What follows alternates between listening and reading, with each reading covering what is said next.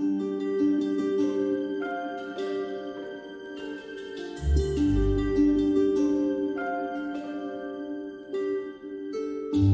sur le podcast du Boulot Enchanté, l'accompagnement en réalisation personnelle.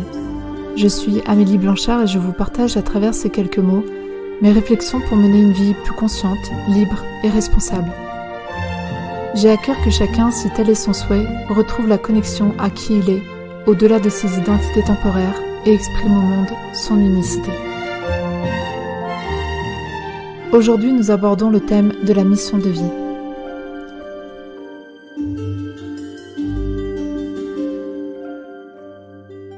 Quand elle est apparue dans le milieu de la spiritualité, nous sommes nombreux à s'être reconnus dans cette appellation, dans cette remémoration d'un engagement que notre âme avait pris avant incarnation. Oui, quelque part en nous, nous savions que nous avions été missionnés pour quelque chose de spécifique à réaliser le temps de notre passage sur Terre. Au-delà des modèles promus par la société, carrière, famille, propriété, nous avions une mission à accomplir.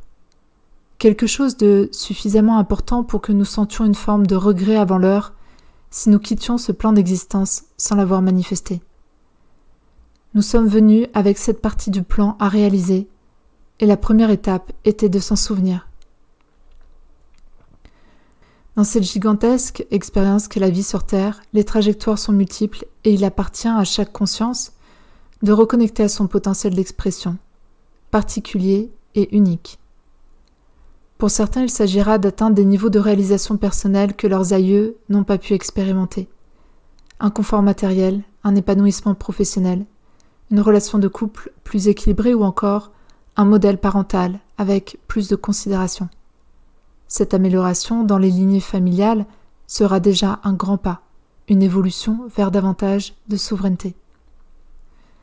Pour d'autres, et Dieu seul sait combien ils sont, combien nous sommes, il s'agira d'incarner des modèles d'existence d'un genre nouveau, inédit, qui vont consister à façonner la société de demain, ou tout du moins une autre société plus respectueuse du vivant sous toutes ses formes.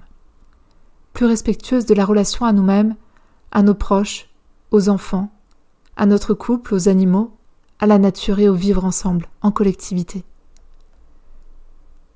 Dans l'enfance, ces personnes pouvaient avoir des rêves de grandeur, comme sauver le monde ou s'imaginer avoir un impact important sur une large population de la planète, sans identifier exactement la forme que ça pouvait prendre. Simplement, c'était tourné vers le collectif, vers du mieux-être. Les adultes souvent ont pu railler cela tant l'ambition paraissait hors norme et hors de portée. Ces personnes ont pu être aussi partiellement ou complètement inaptes au système scolaire, au monde professionnel ou à une certaine forme de convenance sociétale. Une manière peut-être de préserver inconsciemment leur unicité, leur pièce du puzzle. À partir de 2012, il y a une première vague d'éveil de conscience assez massive sur Terre, sans compter celle des années 70, et plus récemment avec le confinement mondial. L'enfermement et l'isolement ont poussé certains à une remise en question profonde et à un retour à l'essentiel auprès de la nature, de leur nature. C'est ainsi que le terme mission de vie a pu résonner dans le cœur de nombre d'entre nous. Pour autant, avec la confusion générale qui règne sur Terre, ces actualités plombantes, ces divisions sans cesse intentées au sein de la population, il s'est avéré compliqué pour certains de découvrir cette fameuse mission de vie. Faute de trouver le chemin, ils ont fini par lui tourner le dos, et même par y renoncer complètement, se racontant l'histoire qu'ils avaient fait erreur. Or, si vous avez raisonné avec ce terme, c'est bien qu'une vérité s'est révélée en vous. Une information que vous portez a été mise en lumière. Comment ne plus donner de crédit à cela? Parce que vous n'avez pas trouvé le chemin? Peut-être s'agit-il dans ce cas de définir plus précisément de quoi il en retourne. Qu'est-ce que finalement on met derrière cette expression « mission de vie » ? Elle semble raconter tellement de choses d'une si grande importance et en même temps, elle ne dit rien. Elle ne donne aucune indication spécifique. Mais peut-être y a-t-il une raison pour cela. Si nous venons apporter quelque chose d'inédit sur cette planète, peut-être cela va-t-il bousculer l'ordre établi et que ce n'est pas souhaité. Alors quand on porte quelque chose de précieux, le laisse-t-on à la vue de tous? Ou prenons-nous soin de le dissimuler dans les profondeurs de notre psyché, et le moment venu partir à sa conquête pour, tranquillement, doucement, le manifester. Le chemin prendra peut-être quelques détours avant de pleinement révéler de quoi il s'agissait. Aussi faut-il s'armer de patience, de courage et de foi pour ne pas rebrousser chemin dès les premiers obstacles présentés. Un peu de pugnacité, voyons. Alors le secret de cette mission de vie est que nous n'en avons pas qu'une, mais plusieurs, qui reviennent à la surface de notre conscience à mesure que nous avançons et que nous honorons, dans le moment présent, les responsabilités qui nous sont confiées. C'est-à-dire qu'au regard des lois universelles qui commandent cet univers et ainsi donc nos vies, nous passons des tests d'intégrité, de solidité pour savoir si nous sommes aptes à accueillir d'autres responsabilités par la suite. Parce qu'avoir un impact sur les autres, exercer une forme d'influence est une énorme responsabilité. Et il est dans notre intérêt d'être parfaitement au clair sur nos intentions, sur qui on sert, et on ne sert pas 2 mètres à la fois.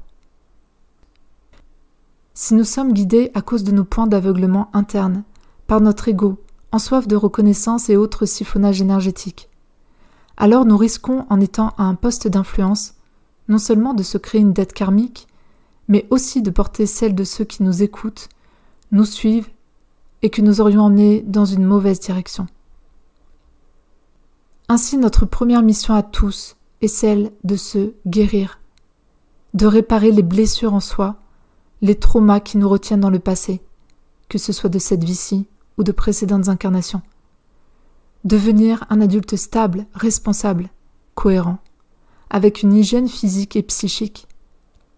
Puis, quand suffisamment de travail de réhabilitation interne a été opéré, ce qui ne s'arrête jamais le temps d'une vie, c'est le principe d'évolution, alors on accède à plus de clarté sur nos motivations profondes et celles pour lesquelles on est venu œuvrer. On se tourne vers les grands piliers de notre société qui sont en cours de transformation. La santé, l'éducation, l'agriculture, les finances, la vie en collectif, le modèle entrepreneurial, les sciences ou encore l'art. Bien que ce domaine mériterait un podcast à lui seul tant les frontières qui le définissent sont depuis longtemps effacées et on ne sait plus ce qu'est réellement l'art et comment le reconnaître, quel que soit son mode d'expression, musical, pictural et autres. On peut donc comparer cette évolution à un parcours professionnel où l'on grimpe les échelons un à un, sans projeter forcément, quand on occupait un poste modeste au départ, que nous allions finir des années après avec de très grandes responsabilités. À moins d'avoir une personnalité très ambitieuse qui projetait déjà cela. Mais pour ceux d'entre nous, venus œuvrer à un monde nouveau, souvent nous avons un déficit de confiance en soi, d'estime de soi, et surtout une envie d'être juste au service, que les rêves de grandeur ne sont pas tournés vers soi, vers la glorification de notre soi, mais bien vers l'avancement de l'humanité et de cette planète.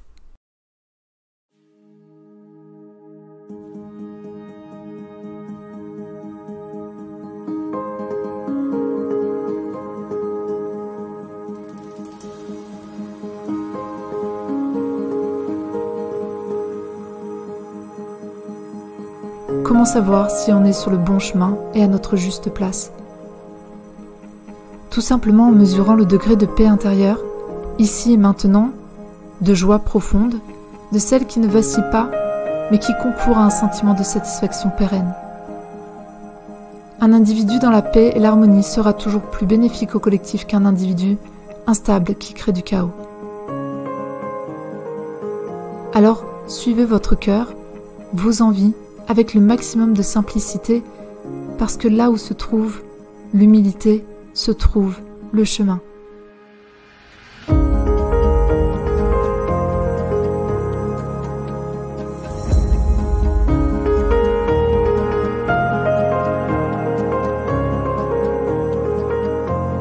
Je vous remercie de tout cœur pour votre écoute et j'espère que ce partage a été éclairant.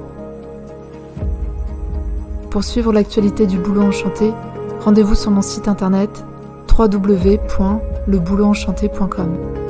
Boulot comme l'arbre sacré symbole de résilience et de renaissance. À très bientôt.